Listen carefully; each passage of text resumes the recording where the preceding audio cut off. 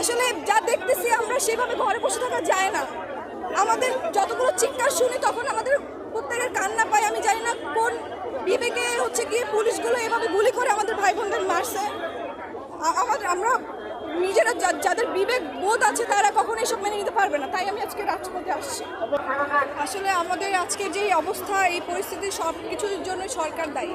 সরকার যদি তার ক্ষমতা ঠিকভাবে ব্যবহার করতেন তাহলে আজকে আমাদের এই আন্দোলনে এসে দাঁড়াতে হতো না এবং আমাকে এই ব্যানার নিয়ে দাঁড়াতে হতো না যে সরকারের পদত্যাগ চাই। সরকার তার ক্ষমতার অপব্যবহার করে আজকে আমাদেরকে এই রাস্তায় দাঁড় করিয়েছে। এই জন্য আমি সরকার পদত্যাগ চাই। আর যত আমাদের ভাই বোনরা মারা গিয়েছে সব কিছু তার নির্দেশেই হয়েছে। তার একটা ন্যায্য দাবি করেছিল, সেই ন্যায্য দাবি যদি সে সঠিক সময়ে পালন করত বা সেটা মেনে নিত তাহলে আজকে আমাদের এই ভাই বোনরা মারা যেত না, আজকে আমাদের এই রাস্তায় মিছিলে দাঁড়াতে হতো না এবং আমাকেও এই কথাটা বলতে হতো না। সরকার তার ক্ষমতা